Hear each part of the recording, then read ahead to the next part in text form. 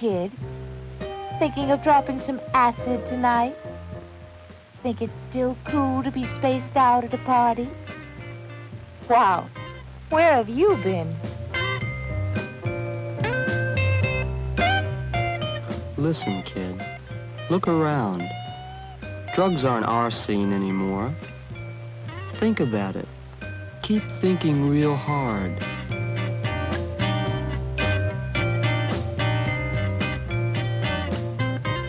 Life without drugs is the way it's getting to be. It's the way it's going to be. It's the way it's got to be. Think about it. Everybody's blaming the kids, but that's taking the easy way out. You can't just blame the kids. That's too easy, and it's not the answer. I believe it has to start with each of us in our own home. Yes, I believe we can solve this problem. The question is, where do we begin? No, where do I begin? First of all, we have to stop kidding ourselves. Drug abuse is a problem. It's the most unfunny thing I can think of. It bothers me. It's frustrating, and I don't know what to do about it. I don't have an answer. I wish I did. I don't know. I really don't know. Up to this point. Hey, Dad. What's happening? I'll show you what's happening. Get in that room. Now, your mother found that in your room. Would you please explain it? It's nothing. What's it called, John? Dope, grass, whatever you want. Then you must be known as junkie. No, Dad. I'm sorry, but it's just what I like to do. You say it's not Look, hurting you. What about you drink. I see you ambling through the kitchen. My son, my marvelous son, is a junkie. You don't have to tell them anything. It's just gonna be mine. We're respect in this town. What are you tearing us down? I'm not tearing you down. I'm the only one that I'll hurt. Well, what's the next step? You people are fools. You don't know what you're talking about. The last time I dropped acid, I decided to make a self-portrait. Groovy, isn't it?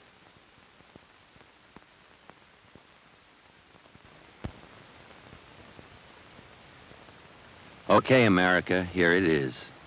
60 seconds of truth in words and pictures. And the picture doesn't get any better, because you're looking at the outside of a prison wall in Europe. There are a lot more like this one, and locked behind them are over 900 United States citizens busted on drug charges.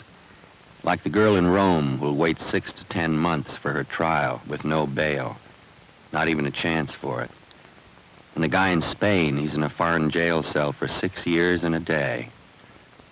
The drug laws overseas are tough, and they're enforced to the letter. And if somebody tells you they're not, that's a bunch of baloney. So before you leave, check the laws of the countries you plan to visit.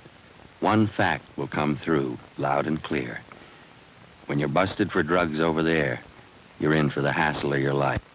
That's what people tell me. I have no desire to try to score any kind of dope here. I didn't. Most places in Europe, there's the penalties are just too strict, and there's nothing you can do once you get busted. Well, if I understood the laws a little more, I would have definitely, copped out, because I realized it's just too heavy. There's no one that can help you. And everybody says like it's not worth it, and it's true. The laws are very strict, and they enforce them, and if you smoke and you get caught, then you have to be willing to pay the dues. Well, I still have 5.5 years left, so it's quite a long time before I am free. I can't even see the end of it. You just say goodbye to it for a while. There are over 900 United States citizens doing time on drug charges in foreign jails. They didn't know or they didn't care. When you're busted for drugs over there, you're in for the hassle of your life. It's been a lot of pain to a lot of people who I know. I just knew that if you come over to Europe, anywhere, you don't have anything to do with drugs. I don't think it's going to help you, because if you're caught with it and you're busted, that's it. You're in. Yeah, it doesn't matter if you're from a wealthy family. Lawyers aren't going to help you, because you have to go by their laws. And who wants to spend, the rest of your life in a jail? It's the truth. When you're busted for drugs over there. When it comes to drugs, nobody thinks of a cop in the same way twice. When we bust a big-time pusher, when we take a kid to the hospital who's passed out from an overdose, we're guardian angels.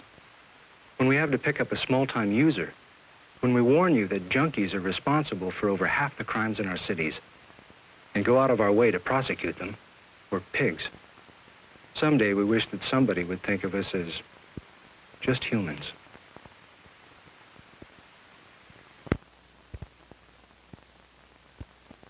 Another drug that affects the nervous system is marijuana. Marijuana changes the senses, the way one sees and feels about the world. Sometimes marijuana makes a person feel lively and excited, laughing. More often it makes him quiet and withdrawn. You see, it distorts the sense of space and of time. Now, the brain may say that a car is going this fast instead of this fast.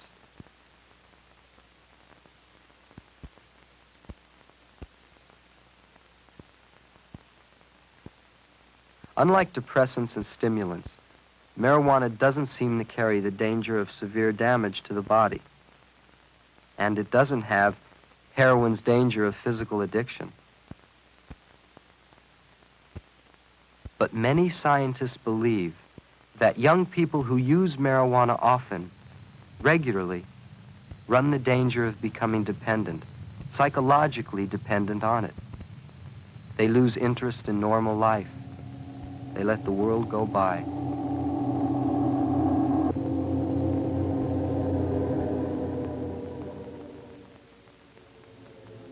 Then there are the psychedelic drugs, principally LSD.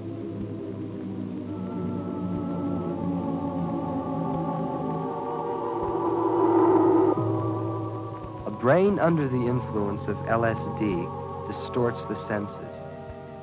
Your feelings, smell, sight and sound. Something may be commonplace, an everyday occurrence, but with LSD it takes on great significance.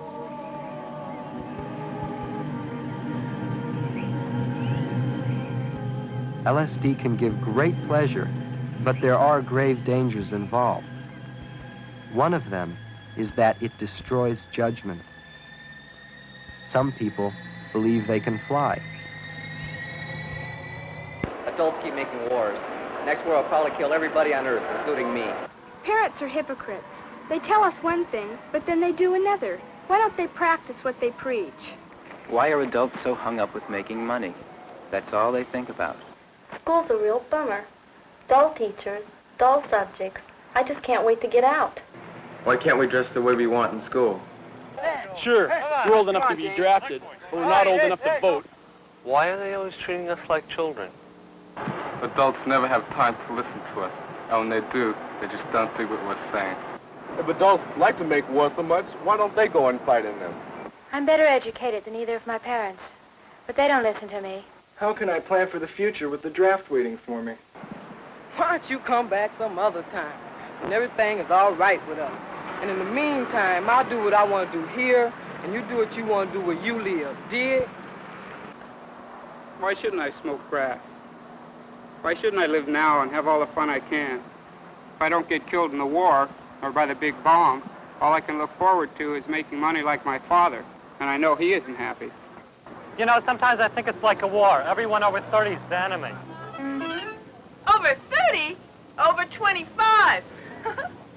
So it is with the pothead. The more he needs the escape from reality or the pleasure of marijuana, the more he is becoming emotionally dependent, exactly as the square and unhip alcoholic adult does. Do two wrongs ever make one right? Cigarettes are much worse than pot. Man, no one ever got cancer from pot. That's right. It's a fact. No one ever got cancer from pot. But it's also a fact that no one ever dropped out of school because they were hung up on tobacco. And no one who just finished smoking a cigarette ever forgot she was driving a car as she tripped out on the beauty of a back road nature trip.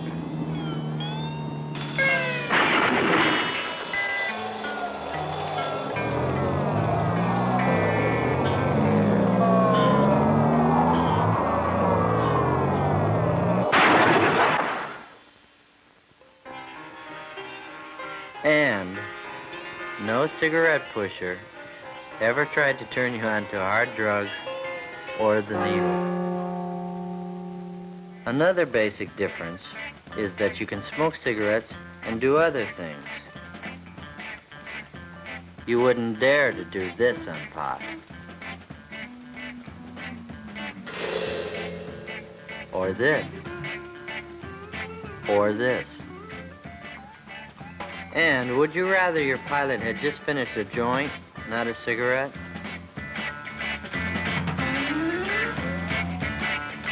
Or your surgeon operating on your heart? Your attorney pleading your case? Your sergeant? Your dentist? Your flight leader? Your team center? Your LSO?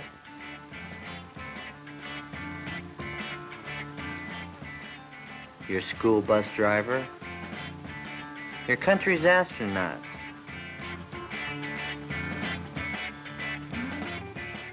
Or even the guy who is just changing your front tire?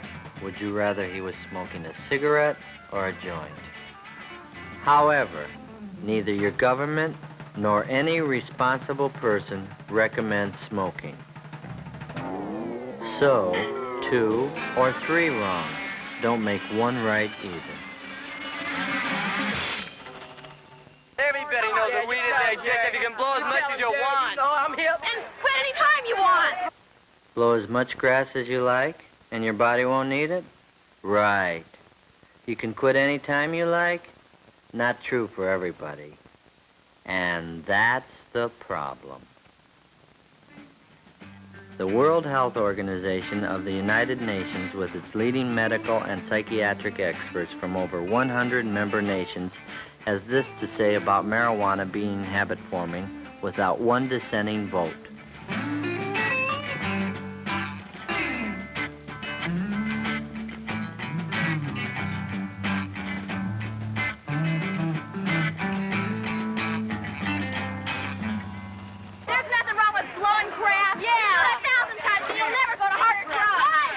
That may be true for the great majority who smoke pot, but it's not true for the many thousands who have gone on to acid, amphetamines, barbiturates, and end up on heroin. However, it is not a fact that practically everyone on grass turns into a flaky drug addict.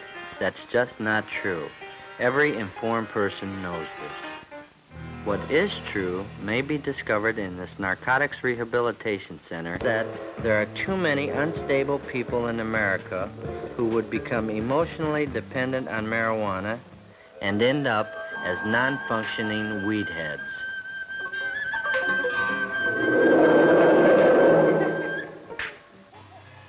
Easy availability and the implied approval of society will, in the opinion of many medical authorities, create a drug dependency problem far more serious than that of the 5 to 6 million alcoholics today. If the acknowledged effect of marijuana is much greater than alcohol, it becomes easy to see why the emotionally unstable and immature may turn to marijuana in even greater numbers than to alcohol, and eventually go to more dangerous drugs in the form of LSD, pills, and heroin. Who, me? Who, me? Who, me? Who, me? It's possible. Who, me? And that's the problem.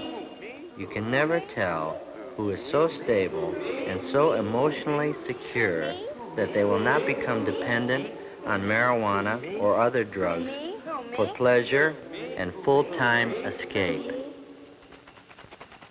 What's the matter? I'm feeling good. Nothing, baby. Nothing.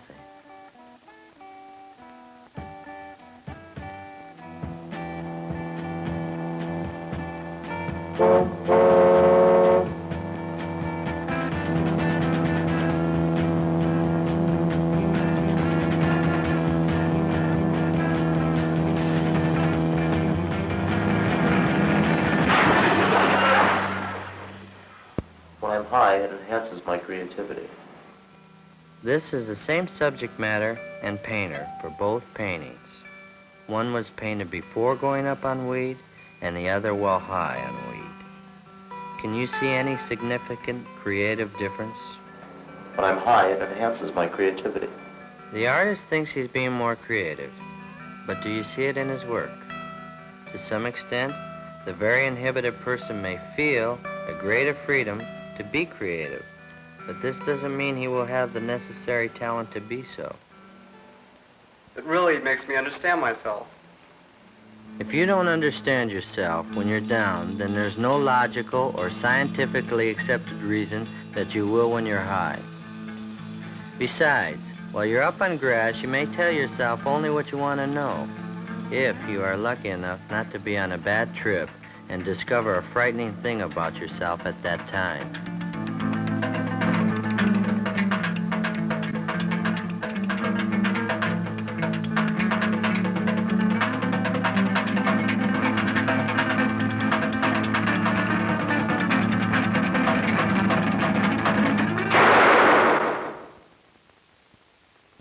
Let's face it, the reasons we've heard for blowing grass up to now are like an iceberg. What about the underlying reasons that are like the 90% of the iceberg you never see? The reasons below the surface that makes teenagers get so hung up on marijuana in spite of what their parents say and in spite of the big risk of being busted. The world stinks. Obviously, these are things that bug a lot of the young people. But this time, rather than hear from the establishment, who run newspapers, radio, television, book and magazine publishing companies, political parties, and schools, let's hear from those other teenagers who aren't smoking pot. Not all teenagers are on grass. I'm not, and my close friends aren't. Every time someone wants to turn me on to pot, they tell me I'll discover myself. Well, I don't need that kind of crutch. Besides, I've never seen any potheads come up with any kinds of answers that help them cope with the kind of problems they have, or I have. To criticize anybody, but I think that too many teenagers don't have too much purpose. It's like they don't have any goals. I don't mean that they should just be planning to make money and all that, but I think that trying to find something you'll enjoy doing for the rest of your life is the least you can do now, because everybody has to work, even girls before they get married, and even after they do. I think too many teenagers traded in their idealism for a stick of weed. When I see some teenagers acting superior to those of us who don't need drugs to feel good or understand ourselves, I get real bugged. Well now, you've heard from both sides of the question. But what you do with your life is up to you. If you become a pothead, you risk blowing the most important time of your life, your teenage. That unrepeatable time for you to grow up and to prepare for being an adult that can handle problems and make something meaningful out of life. Or you have the choice to have the courage to see and deal with the world for what it really is. Far, far from perfect, but for you and for me, the only one there is. While it's true that some of you will actually go to the moon and perhaps other planets, it's also true that in a few short years, this world will be your establishment, and you will be the establishment. And what you do or don't do about it will be your scene. You're the generation with the brain power and the opportunity to do more for the human needs of this world than any other generation in history. Let's hope that your teenage children don't have too much criticism about what you did or didn't do because you were on pot.